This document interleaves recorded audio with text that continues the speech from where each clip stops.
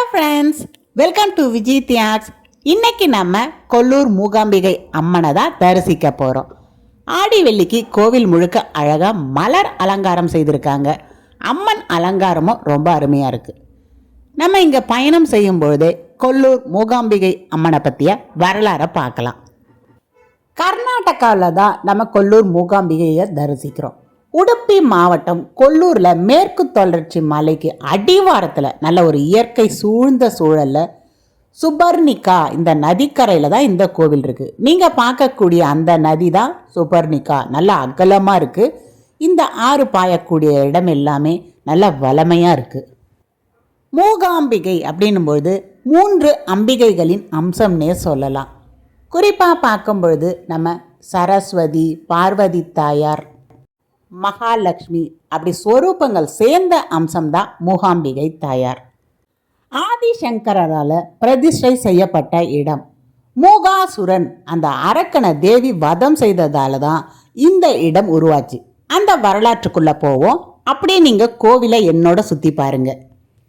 கௌமாசுரன் அந்த அசுரன் சிவபெருமான் கிட்ட போய் தவம் இருக்கார். தன்னை யாராலுமே வெல்ல முடியாதபடி ஒரு வரம் வேணும்ட்டு. அதன்படி வரமும் பெறார். அதுக்கப்புறம் பெண்களால் நம்ம கொல்லப்படக்கூடாது அப்படின்ற ஒரு எண்ணமும் தோணுது. ஏன்னா மகிஷாசுரனை பார்வதி தாயார் வதம் செய்ததால் ஒரு பெண்ணால் நமக்கு மரணம் ஏற்படக்கூடாதுன்னு சொல்லிட்டு பார்வதி தாயாரை நோக்கியும் தவம் இருக்காங்க. கௌமாசுரன் கடும் தவம் புரியதால் பார்வதி தாயார் அவங்களுக்கு வரம் அளிச்சே தீர வேணும். இந்த நேரத்தில் அந்த வரமும் அளிக்கக்கூடாதுன்னு எல்லா தேவர்களும் சரஸ்வதி தாயார்கிட்ட போகிறாங்க. அவங்க என்ன பண்ணுறாங்க, வரம் கேட்குற நேரத்தில் அந்த அசுரனை ஒரு வார்த்தை கூட வர விடாதபடி ஒரு ஊமையாக மாற்றிடுறாங்க. அப்புறம் என்ன, அவரால் பார்வதி தாயார்கிட்ட வரமும் கேட்க முடியல, ஒன்றும் கேட்க முடியல. இதனாலவே பெண்களால் அவர் கொல்லப்படுறார். கௌமாசுரன் சரஸ்வதி தாயார் ஊமையாக்குனதால, ஊமை அப்படின்னும் போது மூகா அப்படின்னு அர்த்தம். இதனால தான் மூகாசுரன் அப்படின்ற பெயர் உருவாகுது. மூகாசுரனை வதம் செய்ததால இங்க இருக்க அம்பிகைக்கு மூகாம்பிகை அப்படின்ற பெயரும் வருது. அம்பிகை கிட்ட வரமும் கிடைக்கல, ஊமையாவும் ஆயிட்டோமேன்னுட்டு ரொம்ப கடும் கோபத்துல இந்திரனை தோற்கடிச்சு இந்த ராஜ்யத்தெல்லாம் கைப்பற்றி 3 உலகத்தையும் பார்த்தீங்கன்னா ஒரு அடக்குமுறையில் வச்சு ஒரு குழப்பத்தை ஏற்படுத்துகிறாங்க. இந்த பிரபஞ்சமே ஒரு சமநிலை இல்லாத மாதிரி பண்ணிட்டு இருக்காங்க மூகாசுரன். திரிமூர்த்திகளாக இருக்கக்கூடிய பிரம்மா, விஷ்ணு, சிவன் இவங்க என்ன பண்ணுறாங்க, தங்கள் மனைவிகளை அழைச்சி சரஸ்வதி, லக்ஷ்மி, பார்வதி தாயார் இவங்க எல்லாம் ஒரு உருவமாக சேர்ந்து அந்த தேவியை பார்த்தீங்கன்னா இந்த மூகாசுரனை கொல்றதுக்கு அனுப்புகிறாங்க. அத மாதிரி 3 தேவிகளும் இணைந்த இந்த ஒரு மூகாம்பிகை அம்சம்தான் இந்த மூகாசுரனை கொல்லுது. ஸோ இங்கே இருக்கக்கூடிய இந்த அம்பிகை பார்க்கும் பொழுது நம்ம பார்வதி தாயார் மட்டும் நினைக்கிறோம். பார்வதி தாயார் மட்டும் கிடையாது. மூகாம்பிகையை தரிசிக்கும் பொழுது நம்ம இந்த இடத்துல லக்ஷ்மி தாயாரையும் வணங்குறோம். அப்புறம் பார்த்தீங்கன்னா பார்வதி தாயார், சரஸ்வதி தாயார் 3 பேரையும் வணங்குறோம். இங்கே இருக்க லிங்கம் பார்த்தீங்கன்னா நம்ம ஆதிலிங்கம் சொல்லலாம். இது ஒரு சுயம்பு மூர்த்தி. லிங்கத்துக்கு நடுவில் ஒரு தங்க ரேகை இருக்குது. இந்த இடத்துல வலது பக்கம் பார்க்கும் பொழுது சரஸ்வதி, பார்வதி, மகாலட்சுமி தாயாரோட அம்சம். லிங்கத்தோட இடது பக்கம் பிரம்மா, விஷ்ணு, சிவன் அப்படின்ட்டு அந்த லிங்கத்துக்குள்ள இந்த 6 பேரோட அம்சம் இருக்குது. இதனால தான் கொல்லூர் மூகாம்பிகை நம்ம தரிசிக்கும் பொழுது வேண்டிய வரங்கள் கிடைக்குதுன்னு இங்கே இருக்கவங்க சொன்னாங்க. திரிமூர்த்தி, திரிசக்தி அம்சமாக கொண்ட சுயம்பு லிங்கம், அதுவும் தங்க ரேகை கொண்ட அந்த லிங்கத்தை தான் நம்ம கோவிலுக்குள்ளே பார்ப்போம். கோல மகரிஷி அவர் துவாபர யுகத்தில் அந்த லிங்கத்தை வச்சு வழிபாடு செய்திருக்கார். அந்த ஒரு லிங்கத்துக்குள்ளே நம்ம திரிமூர்த்தியை பார்க்குறோம், திரிசக்தியை பார்க்குறோன்னும் பொழுது ரொம்பவே சிறப்பு வாய்ந்தது. அதுக்கப்புறம் ஆதிசங்கரர் இங்கே பயணம் செய்யும் பொழுது இங்கே அந்த லிங்கத்துக்கு பின்னாடி கொல்லூர் மூகாம்பி அம்மனை பார்த்தீங்கன்னா ஒரு சிலை வடிவில் வச்சு வழிபட்டிருக்காங்க. ஆதிசங்கரர் பத்மாசன கோலத்தில் பார்த்தீங்கன்னா பஞ்சலோகத்தில் மூகாம்பிகை தாயார் விக்கிரகத்தை ஸ்ரீசக்கரம் அதன் மீது வைத்து இங்கே பிரதிஷ்டை செய்திருக்காங்க. ஸ்ரீசக்கரம் மீது அமர்ந்திருக்கும் அந்த மூகாம்பிகை தாயார் இன்னுமே பார்த்தீங்கன்னா ரொம்பவே சக்திகள் அதிகம். அத்தனை ஒரு சக்திகள் கொண்டது தான் அந்த ஸ்ரீசக்கரம். கொல்லூர் மூகாம்பிகை தாயாரை தரிசிக்க எப்போவுமே இங்கே கூட்டம் அதிகமாக தான் இருக்குது. 250 ரூபாய் அந்த வரிசை இருக்குது, 100 ரூபாய், 50 ரூபாய் அப்படின்னு இருக்குது. தர்ம தரிசனமும் இருக்குது. ஸோ அதற்கேற்ற மாதிரி இங்கே போய் தரிசனம் செய்துக்கலாம். நீங்கள் பார்க்கக்கூடியதான் கர்ப்ப கிரகத்தோட அந்த ஒரு கோபுரம். இதில் நம்ம சிறிய வடிவில் பார்த்தீங்கன்னா மூகாம்பிகை தாயாரை வழிபட முடியும். கோபுரத்தில் நீங்கள் ஒரு மைன்யூட்டாக பார்த்தீங்கன்னா தெரியும். கல்வி மற்றும் ஞானத்தின் அம்சமாக மூகாம்பிகை தாயார் வணங்கப்படுறதால இங்கே குழந்தைகளுக்கு வித்யாரம்பம் அதுவும் பார்த்தீங்கன்னா நிகழ்த்தப்படுது. சுப்பர்ணிகா நதி மூலஸ்தானத்துக்கு அருகிலேயே பார்த்தீங்கன்னா ஓடுது.